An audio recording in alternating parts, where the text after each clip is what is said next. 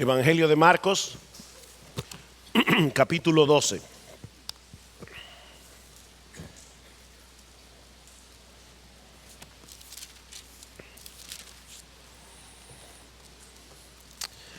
Versículos 1 al 12. Entonces comenzó a hablarles en parábolas. Un hombre plantó una viña y la cercó con un muro, cavó un estanque debajo del lagar y edificó una torre. La arrendó a labradores y se fue de viaje. Al tiempo de la vendimia envió un siervo a los labradores para recibir de los labradores su parte de los frutos de la viña, pero ellos, echándole mano, lo golpearon y lo enviaron con las manos vacías. De nuevo les mandó otro siervo, y a él lo hirieron en la cabeza y lo trataron vergonzosamente. Y envió a otro, y a este lo mataron. Y así con otros muchos, golpeando a unos, matando a otros. Todavía le quedaba uno, un hijo amado, y les envió a este último diciendo: respetarán a mi hijo. Pero aquellos labradores se dijeron entre sí: este es el heredero, venid, matémosle y la heredad será nuestra. Y echándole mano, lo mataron y lo arrojaron fuera de la viña. ¿Qué hará entonces el dueño de la viña? Vendrá y destruirá a los labradores y dará la viña a otros. Ni aun esta escritura habéis leído: la piedra que desecharon los constructores, esa en piedra angular se ha convertido. Esto fue hecho de parte del Señor y es maravilloso a nuestros ojos. Y procuraban prenderle, pero temían a la multitud, porque comprendieron que contra ellos había dicho esta parábola, y dejándole se fueron. Para poner este pasaje en contexto, sobre todo para aquellos que nos visitan en el día de hoy, estamos estudiando desde hace tiempo ya el Evangelio de Marcos versículo a versículo, y ha sido verdaderamente fascinante exponernos cada domingo con interrupciones aquí y allá a esta biografía teológica de nuestro Señor Jesucristo y contemplar la gloria de este Rey que se hace siervo para dar su vida en rescate por muchos. Y como uno de los pastores de la iglesia, el anhelo de mi corazón es que el estudio de los 11 capítulos que hemos visto hasta aquí hayan contribuido a acrecentar nuestro amor, nuestra admiración y nuestro deleite por la persona de Jesús. En este momento nos encontramos en la última semana de su ministerio terrenal. 2 días antes, el llamado Domingo de Ramos, Jesús había entrado en la ciudad de Jerusalén en medio de una multitud que se había congregado para celebrar la fiesta de la Pascua, y ese detalle es extremadamente importante. Habían miles y miles de personas en Jerusalén para celebrar la fiesta de la Pascua, y muchos aclamaron a Jesús como el Mesías que había sido anunciado por los profetas del Antiguo Testamento. Si nosotros pudiéramos viajar en el túnel del tiempo, como decíamos hace unos domingos atrás, si hubiéramos llegado a ese domingo en la ciudad de Jerusalén, habríamos pensado que Israel estaba experimentando un avivamiento espiritual. Pero el Señor sabía que eso no era así. El Señor sabía que todo ese supuesto fervor religioso no era más que una fachada, era un ritualismo sin vida y sin corazón, como la higuera que Jesús maldijo al día siguiente, llena de hojas pero sin frutos. Ese mismo día, lunes en la mañana, el Señor expulsa del templo a los mercaderes, a los cambistas, y acusa a los líderes religiosos de la nación de haber convertido la casa de Dios en una cueva de ladrones. Y esa fue la gota que derramó el vaso. Toda la tensión que se había estado acumulando a través de su ministerio estaba a punto de estallar. Los líderes religiosos de Israel llegaron a la conclusión de que si querían preservar su posición de influencia en Israel, ellos no tenían otra salida que acabar con Jesús. Así que se confabulan contra él y deciden confrontarlo con una serie de preguntas capciosas para atraparlo con sus propias palabras y acusarlo de blasfemia delante del pueblo. En el estudio anterior consideramos la primera de estas preguntas, que tenía que ver con la autoridad de Jesús. Dice en el versículo 27 del capítulo 11 que llegaron de nuevo a Jerusalén, y cuando Jesús andaba por el templo se le acercaron los principales sacerdotes, los escribas y los ancianos, es decir, los miembros del Sanedrín, y le dijeron: ¿con qué autoridad haces estas cosas? ¿O quién te dio la autoridad para hacer esto? En otras palabras, ¿dónde están tus credenciales para hacer lo que tú haces y para decir lo que tú dices? ¿Quién te dio a ti esa clase de autoridad? Porque no fuimos nosotros.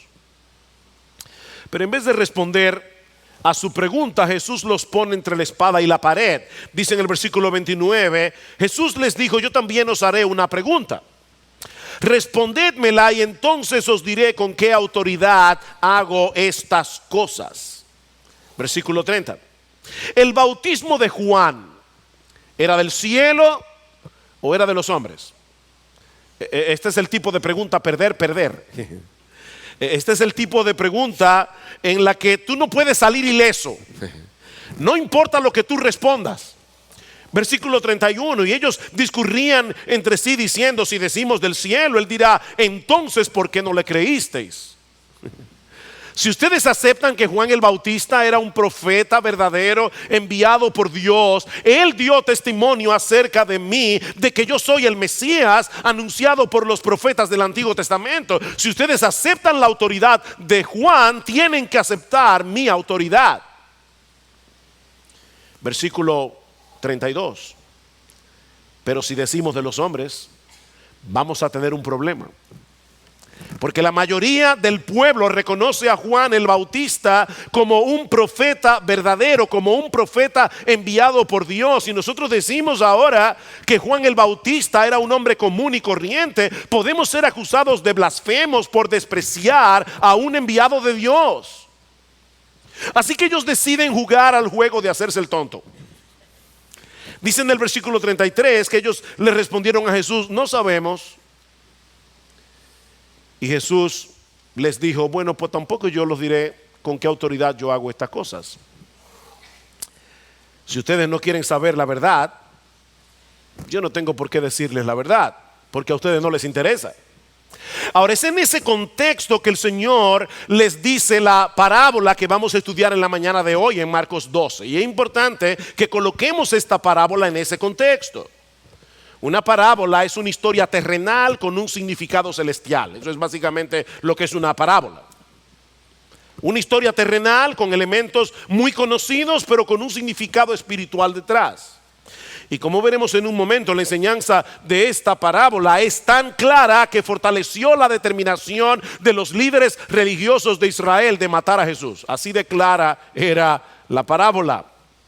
Se trata de una historia muy simple, pero con una enseñanza contundente. Y yo le ruego al Señor que todos los que estamos aquí en esta mañana entendamos que de alguna manera u otra nosotros estamos inmersos en esa parábola.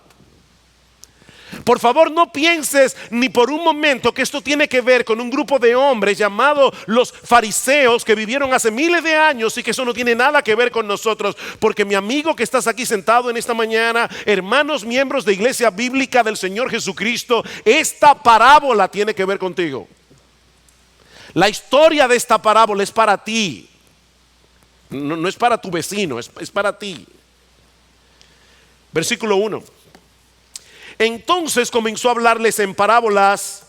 Un hombre plantó una viña y la cercó con un muro, cavó un estanque debajo del lagar y edificó una torre, la arrendó a los labradores y se fue de viaje. La razón por la que quise leerles Isaías capítulo 5 en nuestra lectura continuada de la palabra de Dios es porque este versículo es una cita casi textual de Isaías capítulo 5, la canción del amado a su viña. Y allí se compara al pueblo de Israel con una viña sembrada de vides escogidas. De hecho, ¿dónde estaba Jesús enseñando esta parábola? Estaba en el templo de Jerusalén.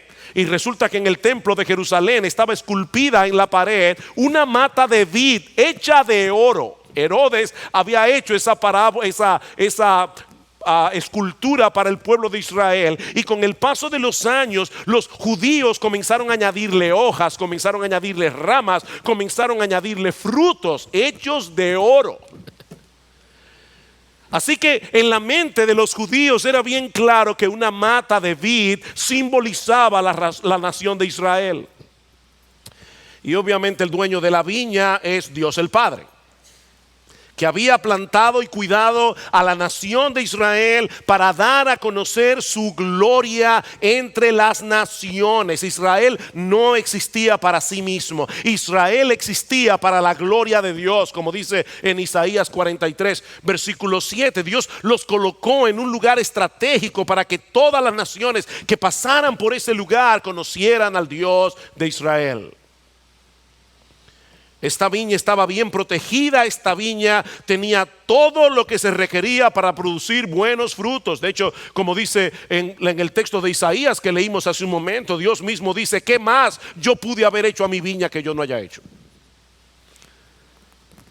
El dueño de la viña se fue lejos, se fue de viaje y arrendó a unos labradores, esperando que la administraran apropiadamente y que a su tiempo le dieran la renta que había sido acordada.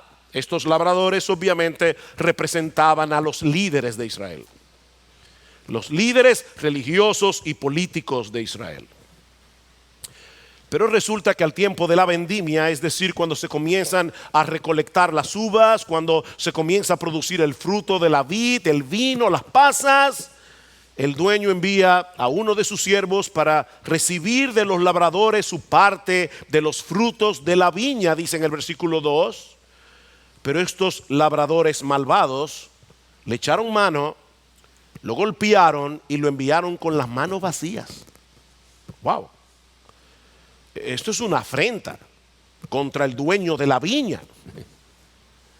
Pero en vez de reaccionar contra estos labradores malvados, dice Jesús que el dueño sigue tratando con ellos para hacerlos entrar en razón. Así que vuelve y le envía a otro siervo. Versículo 4, de nuevo le manda a otro siervo y a él lo hirieron en la cabeza y lo trataron vergonzosamente.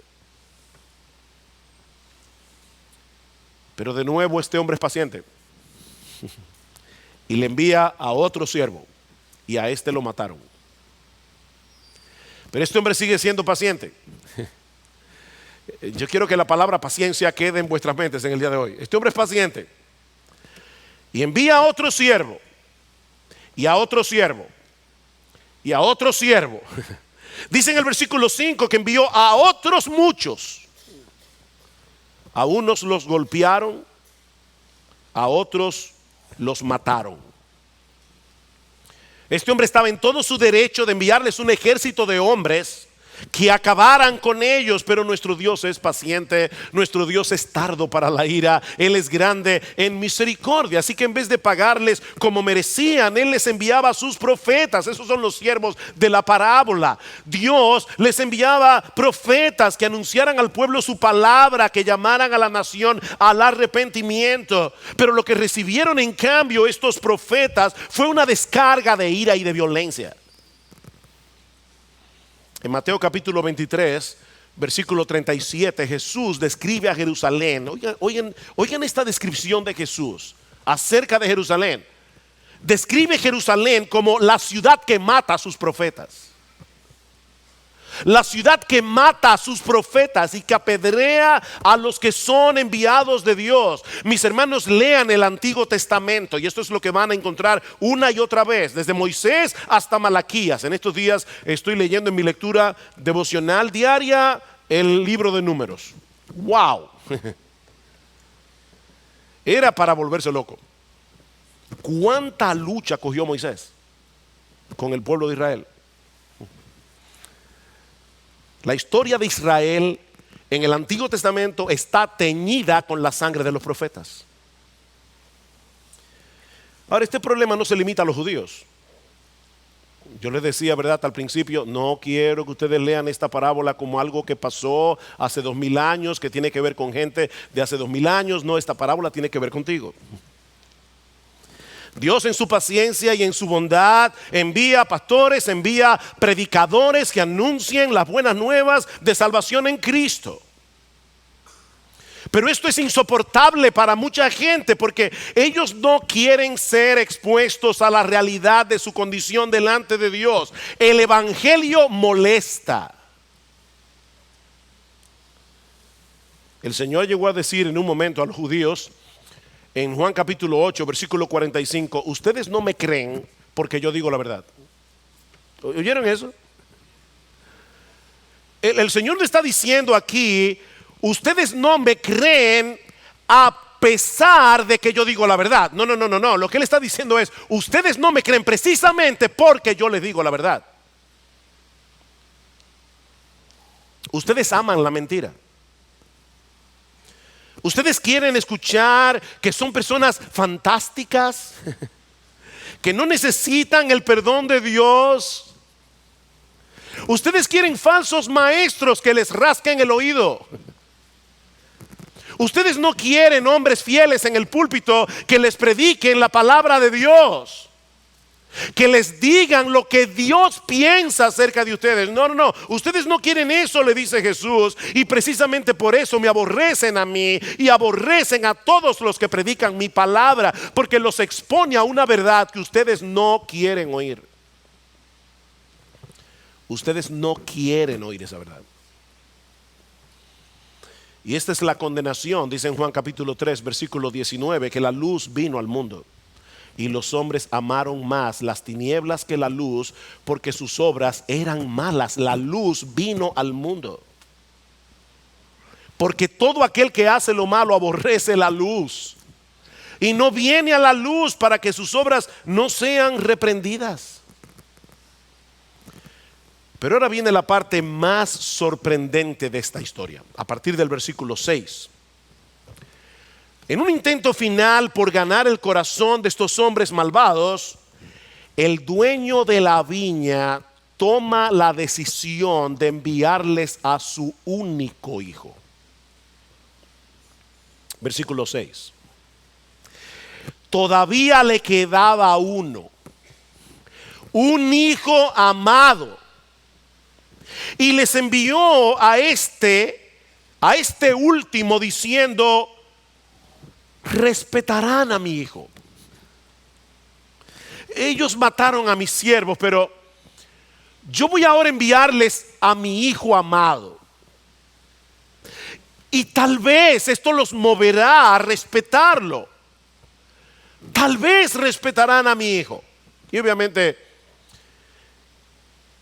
estas palabras nos recuerdan las palabras de Dios el Padre en el bautismo y en la transfiguración. ¿Recuerdan? Este es mi hijo amado, en el cual yo tengo toda mi complacencia.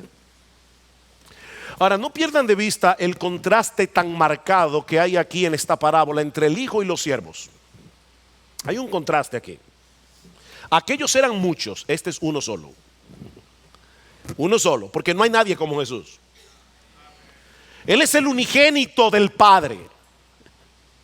Y por si acaso, la palabra unigénito no significa el primero que fue engendrado. La palabra monogenos, lo que significa en el texto griego, es único en su clase. Él no es, nadie es como él.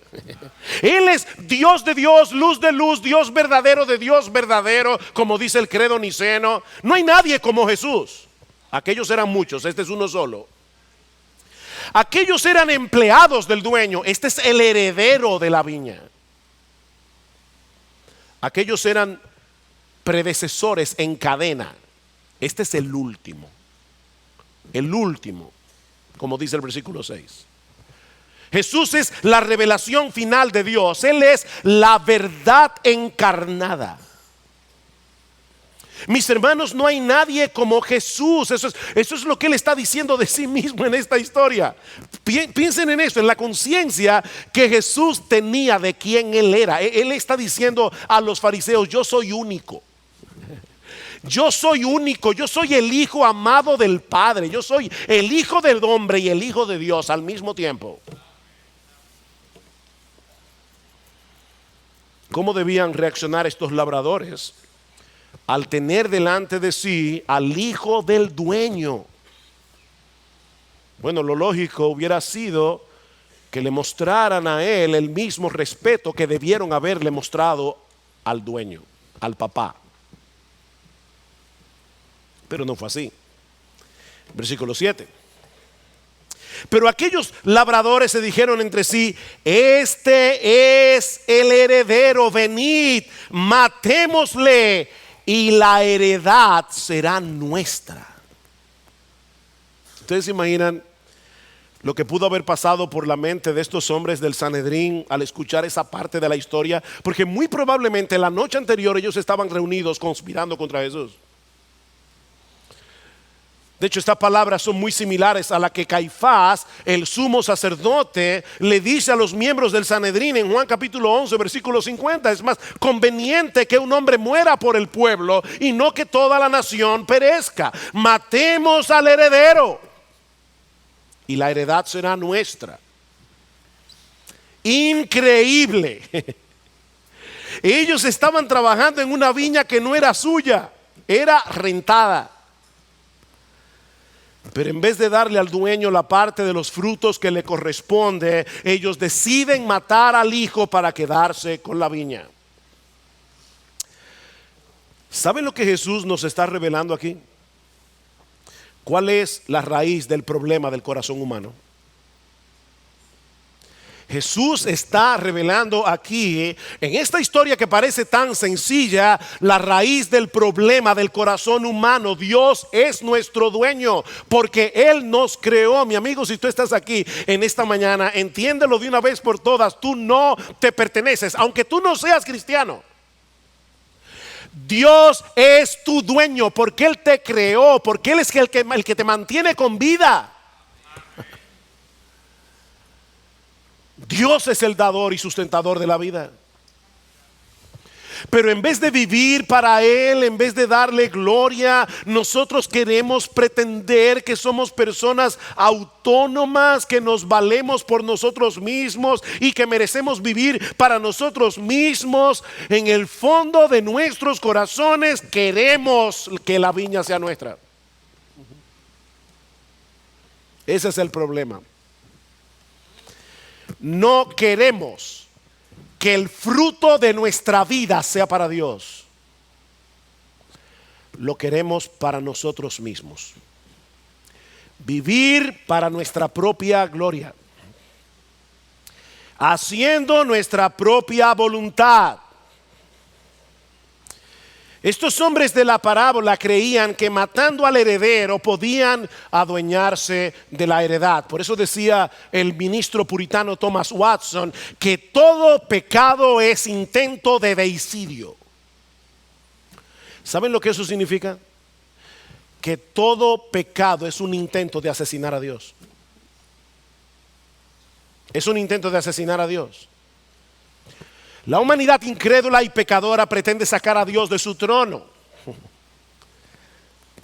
erradicarlo del universo, porque quieren esa gloria para sí. Matemos al heredero y apoderémonos de la heredad.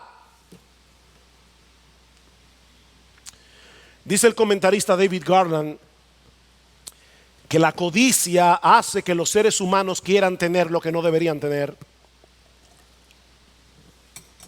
Les hace creer, dice él, que ese deseo, el deseo de tener lo que solo a Dios le corresponde, tiene que satisfacerse sin importar el costo. Y entonces, dice Garland, empezamos a ver a los demás como cosas a las cuales podemos sacarle provecho, y nuestros deseos se convierten en nuestros dioses. Y entonces Garland pregunta: ¿acaso piensan los seres humanos que por sacar a Dios de sus vidas pueden simplemente tomar el control de sus destinos terrenales y eternos? Y él responde, parece ser que sí. Parece ser que sí. Ese fue el razonamiento de estos labradores. Vamos a matar al heredero y automáticamente la viña será nuestra. Y dice en el versículo 8 que le echaron mano al hijo del dueño, lo mataron y lo arrojaron fuera de la viña. Y esto es una posible referencia al hecho de que Jesús fue crucificado en las afueras de Jerusalén, como un proscripto, como alguien que ha sido expulsado de la comunidad por blasfemo, para recibir la maldición y el castigo de Dios. Él herido fue por nuestras rebeliones, molido por nuestros pecados, mas nosotros le tuvimos por herido de Dios, por azotado de Dios y abatido, dice en Isaías capítulo 53. Esta es la historia de la parábola, pero ahora viene la aplicación. Ahora Jesús va a meter la daga en el corazón de estos hombres. Versículo 9. ¿Qué hará entonces el dueño de la viña? La gran pregunta. ¿Qué hará entonces? ¿Qué ustedes creen que debería hacer el dueño de la viña? Por el Evangelio de Mateo, Mateo capítulo 21, versículo 41, sabemos que fueron los líderes religiosos de Israel los que respondieron la pregunta. Y en Mateo tenemos la versión más completa. Dice que ellos respondieron: llevará a esos miserables a un fin lamentable y arrendará la viña a otros labradores que le paguen los frutos a su tiempo. Qué genial es Jesús, ¿verdad? Qué genial. Él está haciendo con ellos lo mismo que Natán hizo con David. ¿Ustedes se acuerdan? Cuando Natán fue a confrontar a David con su pecado, le dice David, yo tengo una historia que contarte. Había un hombre rico que tenía muchas ovejas y había un hombre pobre que tenía una sola ovejita, y entonces ese hombre rico, se adueñó, se apropió de la ovejita del hombre pobre y se la comió. ¿Qué tú crees, David, que deberíamos hacer con ese hombre rico? Y por supuesto ellos de inmediato, David les dijo a Natán: ese hombre merece la muerte. Tú eres ese hombre. Tú eres ese hombre. Es tan fácil, ¿verdad?, para nosotros pasar juicio sobre los demás. Es tan difícil que nos evaluemos objetivamente a nosotros mismos. Estos hombres fueron muy acertados en el veredicto. De hecho, eso fue precisamente lo que sucedió. Israel, como la nación escogida por Dios, como pueblo de Dios, fue desechado. Israel fue desechado y la heredad fue traspasada a la iglesia, formada por todos aquellos que de todo tribu, pueblo, lengua y nación han puesto su confianza únicamente en Cristo para el perdón de sus pecados. Eso fue precisamente lo que sucedió. El Señor le quitó la viña a estos labradores malvados y se la dio a otros, a ti y a mí. Así que la conspiración de estos labradores malvados no solo terminó destruyéndolos, sino que ese fue el medio que Dios usó para exaltar a su Hijo y traer salvación a muchos, porque así estaba profetizado en el Antiguo Testamento. Y ahora Jesús le dice en el versículo 10: ¿ni aún esta escritura habéis leído? La piedra que desecharon los constructores, esa en piedra angular, se ha convertido. Esto fue hecho de parte del Señor y es maravilloso a nuestros ojos. Me encanta esta parte del Evangelio de Marcos.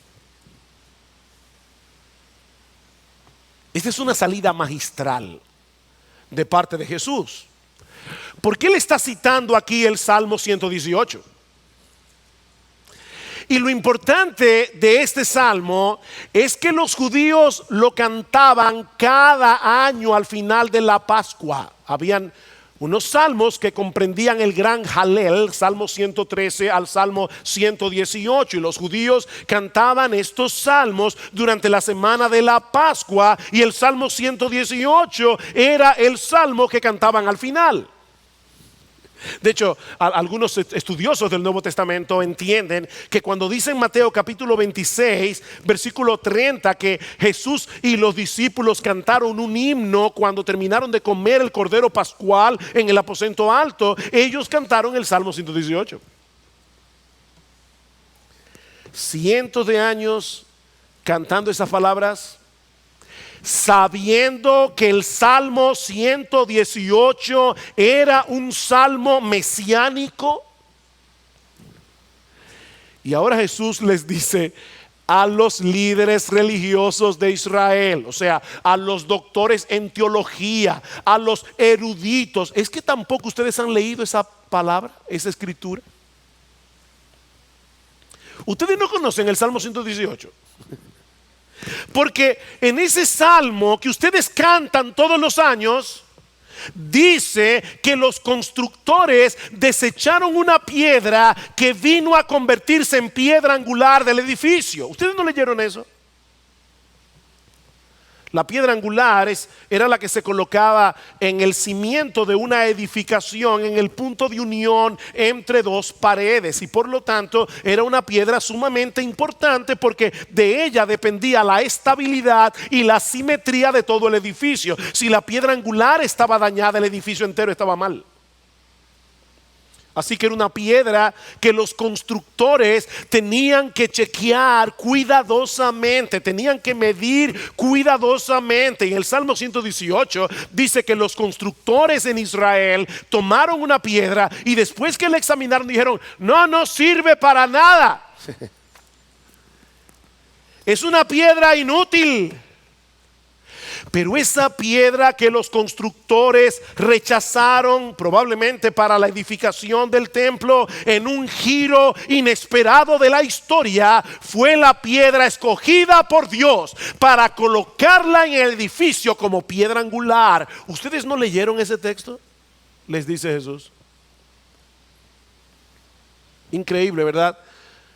Lo que los hombres rechazaron como inútil e inservible es la piedra escogida por Dios para la construcción del nuevo templo, para la construcción de la iglesia del Dios viviente, columna y baluarte de la verdad, nuestro glorioso, bendito, amado Señor Jesucristo.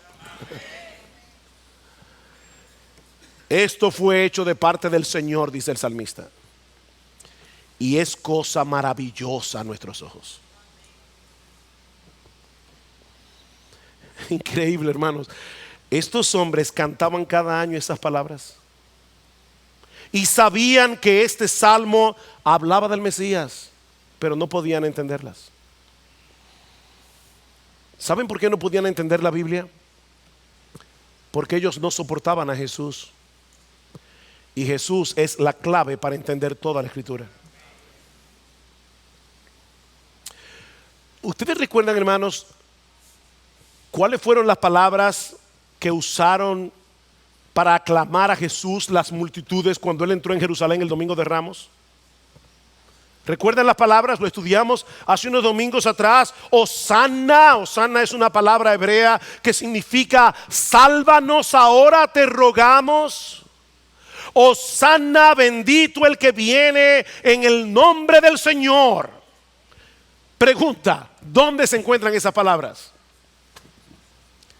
En el Salmo 118, en el gran Jalel, en los versículos 25 y 26 del Salmo 118, que se encuentran inmediatamente después del texto que Jesús acaba de citar aquí sobre la piedra angular. Ellos tenían ese salmo en sus mentes porque ellos habían venido a celebrar la Pascua. Ellos sabían que este salmo hablaban del Mesías, pero como dice el refrán, no hay peor ciego que el que no quiere ver. No hay peor ciego que el que no quiere ver. Y estos hombres no querían ver lo que era obvio. Y eso nos lleva a nuestro último encabezado, que veremos más brevemente, la reacción a la parábola. Ya hemos visto la historia de la parábola, la aplicación de la parábola. Veamos ahora la reacción a la parábola, versículo 12. Y procuraban prenderle, pero temían a la multitud, porque comprendieron que contra ellos había dicho la parábola. Y dejándole, se fueron. Estos hombres escuchan la parábola, entienden perfectamente lo que el Señor está enseñando aquí, pero en vez de arrepentirse de su rebeldía y de la dureza de sus corazones, ellos salieron de allí a cumplir lo que Jesús había predicho que iba a suceder en el versículo 7. Se reunieron a planificar cómo matar al hijo del dueño. Lo que Jesús acaba de decir, ellos salieron a cumplirlo. ¡Qué ironía! Ellos sabían que debían moverse con cuidado por causa de la multitud, porque muchos veían a Jesús como profeta. Dice en el texto paralelo en Mateo capítulo 21 versículo 46. Ellos tenían temor de la gente, temor de que se levantara oposición contra ellos al oponerse a Jesús. Ellos tenían temor a perder su estatus de influencia delante del pueblo. ¿Se dan cuenta de cuál era el problema de estos hombres? Que su temor iba en una dirección equivocada. En vez de temerle a Dios, le temían a la gente. El temor iba en una dirección equivocada.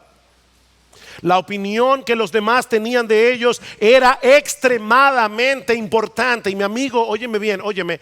Hay solo dos opciones: o tú le temes a Dios o tú le temes a la gente. Y no me digas que no. Examina tu corazón. ¿Saben que cada vez que yo oigo a una persona que me dice yo no le tengo temor a lo que diga la gente, ya yo sé que me está mintiendo? Porque el que no tiene temor de lo que diga la gente, no tiene temor de que nosotros creamos que él tiene temor de lo que diga la gente, y por lo tanto no lo dice.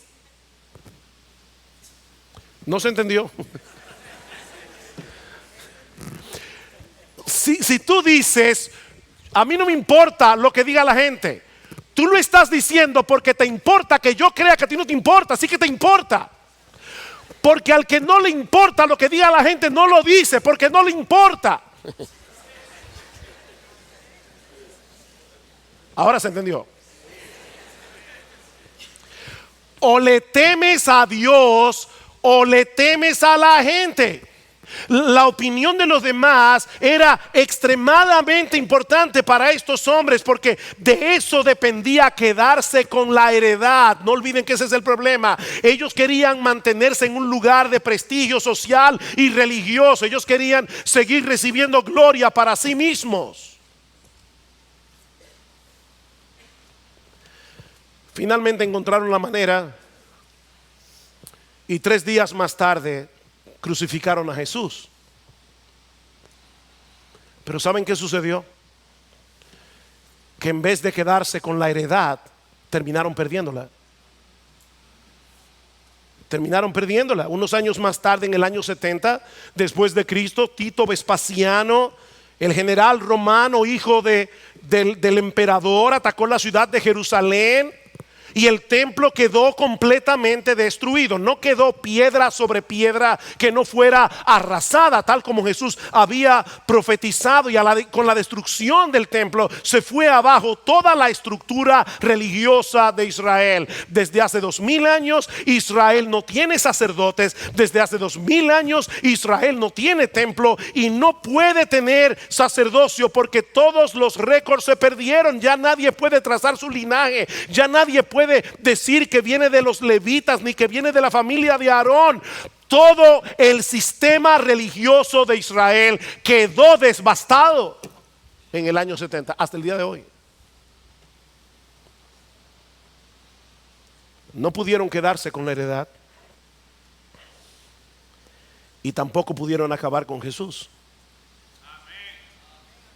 De hecho, ellos fueron instrumentos en las manos de Dios para que miles y miles y miles de millones a través de la historia reconozcan a Jesús como aquel que murió para salvarnos, como aquel que resucitó al tercer día, como aquel que ascendió a los cielos, como aquel que está sentado a la diestra del Padre, como Rey de reyes y Señor de señores.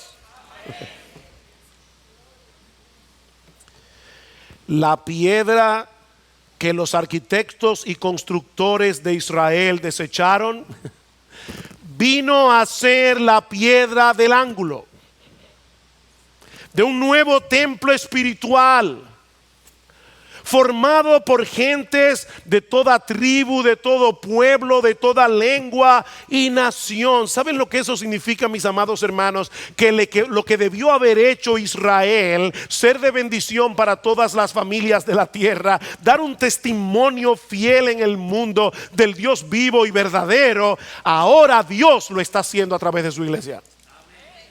Él le dio su viña a otros que iban a dar los frutos que él quería.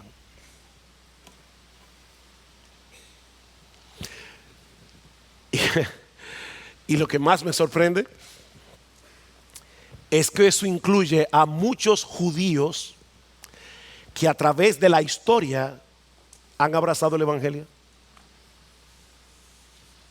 Es como dice Pablo: desechó Dios completamente a Israel, dice: no, de ninguna manera, porque yo soy israelita. Yo soy israelita. Dios ha estado salvando judíos. ¿Y saben cómo lo ha estado haciendo a través de la iglesia? Me llama la atención este comentario que hace Lucas, el historiador, en Hechos capítulo 6.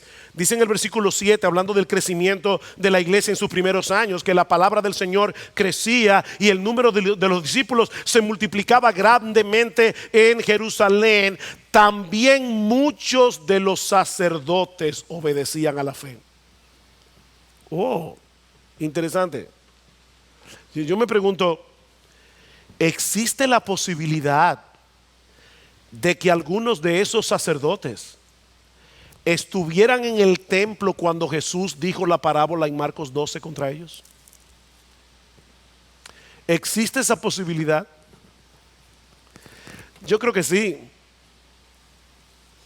No olviden a Saulo de Tarso, el hombre que respiraba amenazas contra los discípulos de Jesús, como dice en Hechos capítulo 9 versículo 1, y terminó convertido en el más grande evangelista que ha tenido la iglesia de Cristo a través de toda su historia. La iglesia está dando los frutos que Dios quería. A pesar de nuestras debilidades, a pesar de nuestras flaquezas, yo voy a arrendar mi viña a otros.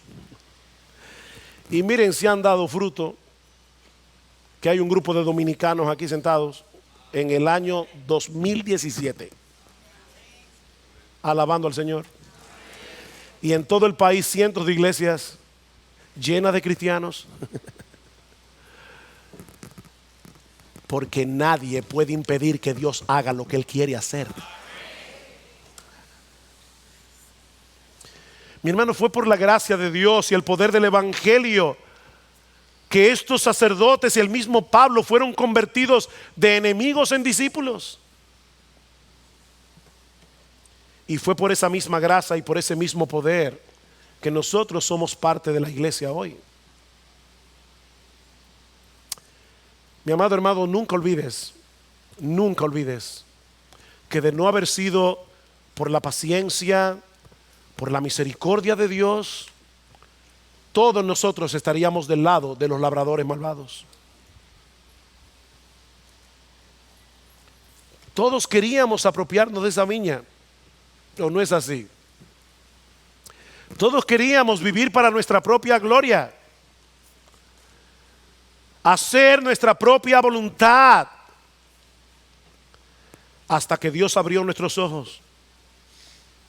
Hasta que Dios nos rescató de esa vana manera de vivir, como dice Pedro en su primera carta, no con cosas corruptibles como oro o plata, sino con la sangre preciosa de Cristo, como de un cordero sin mancha y sin contaminación. Fuimos comprados por precio de sangre. para que los que viven ya no vivan para sí, sino para aquel que murió y resucitó por ellos.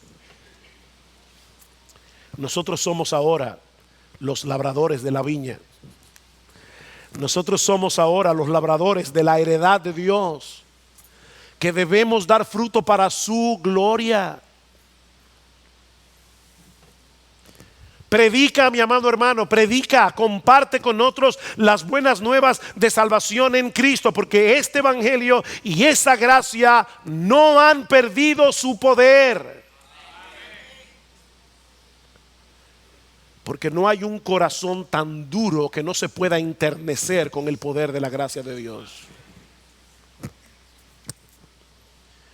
Y si tú estás aquí sin Cristo en esta mañana, yo te ruego, mi amigo, que te mires a ti mismo en el espejo de esta parábola. Porque hay solo dos opciones aquí. Solo dos. O estamos del lado de los labradores malvados que quieren matar al heredero para quedarse con la viña.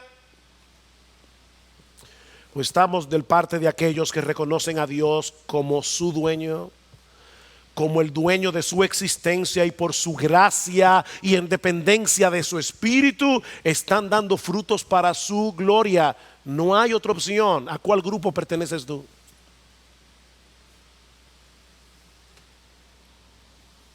Usando la otra figura que aparece en el pasaje, o estamos del lado de aquellos que desechan a Jesús como una piedra inútil e inservible, o pertenecemos a ese templo espiritual en el que Dios ha colocado a Jesús como su piedra angular. ¿Tú estás dentro o fuera de ese templo?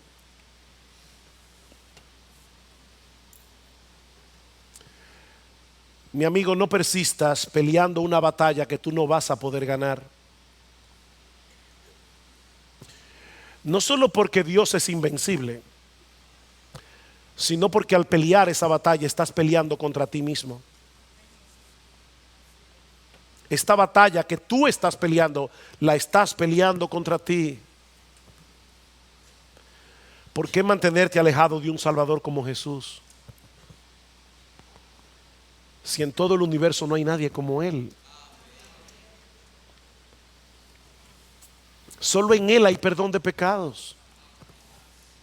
Solo en Él se nos ofrece de pura gracia el don de la vida eterna. Solo en Él somos recibidos en la presencia del Padre y somos amados con una clase de amor que es paciente a nuestras faltas y debilidades, y al mismo tiempo opera en nosotros para seguir enderezando en nuestras vidas lo que está torcido. ¿Por qué tú quieres desechar a un Salvador como Jesús? ¿Por qué estás peleando contra ti mismo? ¿Por qué te estás haciendo ese daño? Oh, que el Señor derrame abundante gracia hoy en medio de esta iglesia, concediendo a los creyentes una visión más clara de la gloria, la hermosura, la magnificencia de nuestro bendito Señor y Salvador Jesucristo, y atrayendo a otros con cuerdas de amor a la cruz del Calvario, para que abracen a Cristo por la fe con todo su corazón.